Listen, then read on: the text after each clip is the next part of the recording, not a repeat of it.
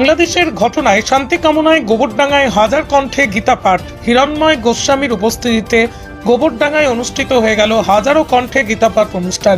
বিশ্ব শান্তির বার্তা দিয়ে পাশাপাশি বাংলাদেশের সংখ্যালঘু হিন্দু সম্প্রদায়ের জন্য শান্তি কামনা করে আজকের এই গীতা পাঠ অনুষ্ঠান। সনাতনী হিন্দুরা এদিন এই অনুষ্ঠানে অংশগ্রহণ করে, পাশাপাশি একাধিক মঠের সাধুরাও উপস্থিত ছিল।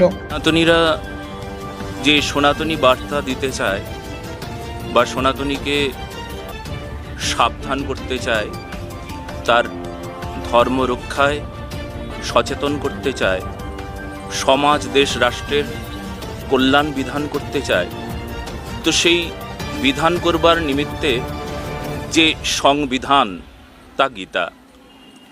গীতা দেখবেন আপনি যে সেই গীতা প্রথম থেকে শুরু হলো অন্ধ রাজা ধৃতরাষ্ট্র, তিনি অন্ধ, তার অন্ধত্ব ঘোচানোর জন্য।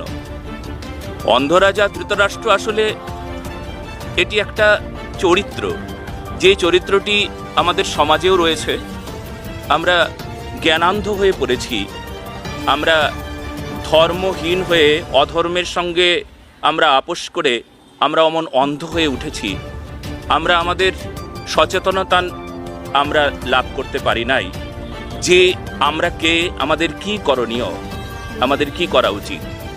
আমি এই পশ্চিমবঙ্গের মাটি থেকে বলতে চাই যে আজ পর্যন্ত সনাতনীরা এমন কথা কখনো বলে নাই যে পথে যে অন্য কোনো সম্প্রদায় হাঁটাও, মুসলিম হাঁটাও বা খ্রিস্টান হাঁটাও।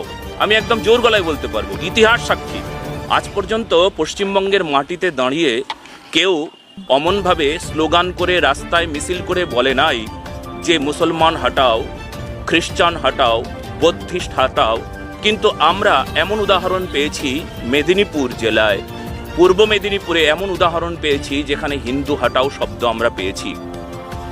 আসলে আমরা বড় অসহায় হয়ে পড়েছি, তবুও আমরা আমাদের শক্তি আমাদের গীতায়, আমাদের ঐক্য স্থাপন করে গীতায়, ধর্ম রক্ষা করে গীতায়, আমাদের সমাজ চেতনাকে জাগিয়ে তোলে আমাদের গীতায়, আমাদের একতা ঐক্যতা স্থাপন করে আমাদের গীতায়। তাই আমরা গীতা পাঠে, আমরা যেখানেই যাই সেখানে আমরা গীতা পাঠের ব্যবস্থা করি। সমাজ সচেতনতার বিশেষ অঙ্গ গীতা, তাই আমরা এই গীতা পাঠের এই সুব্যবস্থা করেছি। আপনারাও সবাই এসেছেন। উদ্দেশ্য, সম্প্রতি বাংলাদেশে হিন্দু সম্প্রদায়ের নির্যাতনের খবর সব রকম মিডিয়ায় দেখানো হচ্ছে। সে বিষয়ে আপনাদের এখানে আপনারা যারা হিন্দু ধর্মের প্রবর্তক বা হিন্দু ধর্মকে এগিয়ে নিয়ে যাচ্ছেন, আপনাদের সে বিষয়ে কী বার্তা আছে? দেখুন, এখন আমাদের ওই একটাই শব্দ যে আমাদের এক হতে হবে। আমরা পূর্বে জোট ছিলাম না বলেই এত সমস্যা ছিল। জোটের একটা বল, একটা শক্তি। বর্তমানে বাংলাদেশের যে পরিস্থিতি, সেই পরিস্থিতি এই ভয়াবহ হবার পেছনে একটাই কারণ ছিল। আজ পর্যন্ত সেই কারণটা আমি সবার সামনে তুলে ধরতে চাই যে আমরা হিন্দু, আমরা সনাতনী, আমাদের সেই শক্তি, আমাদের সেই সামর্থ্য যে আমাদের হৃদয়ে আছে, আমাদের এক হতে হবে। সম্প্রদায়ে এত দ্বন্দ্ব, আমরা হিন্দুরা, কিন্তু আমরা নিজেরাই নিজেদের দ্বন্দ্ব করি, নিজেরাই নিজেদের সঙ্গে ঝগড়া বিবাদ করি। যেই ঝগড়া বিবাদের জন্য কি হচ্ছে না, আমাদের সংগঠন, আমাদের সবাই আমরা এক হব, এক হয়ে থাকবো, সেটা পূর্বে হয় নাই।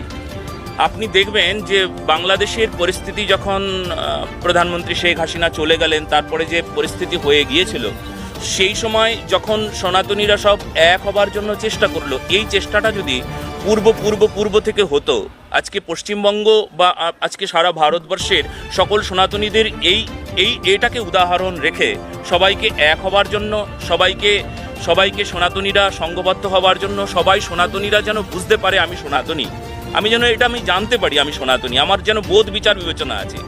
আমরা তো সেকুলার হয়ে গিয়েছি, আমরা বড়, এটা দুর্ভাগ্য আমাদের। আমরা নিজেকে মনে করি, এখানে দেখুন কালকে 25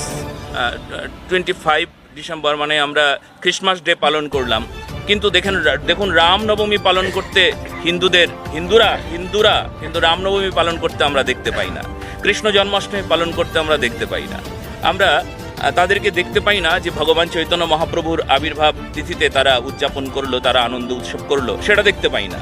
সারা রাত জেগে আমরা কেক কাটতে দেখতে পাই, কিন্তু ভগবান কৃষ্ণের জন্মাষ্টমীতে নিশি জাগরণ আমরা দেখতে পাই না।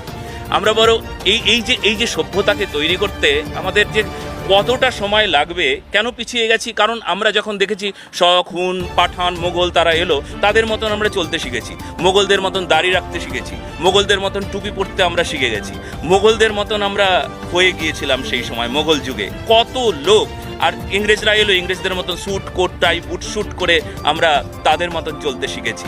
আজকে আমরা আমাদের যে আমরা সনাতনী, আমাদের কি করণীয়, আমাদের কিভাবে চলা উচিত, আমাদের সংস্কার কি, আমাদের সংস্কৃতি কি, হ্যাঁ, আমাদের গ্রন্থ কি, আমাদের গ্রন্থ যে আমাদের হৃদয় গ্রন্থি খুলে যায়, এটা বাংলাদেশে প্রচার বা সারা পৃথিবীতে এমনভাবে প্রচার করতে হবে।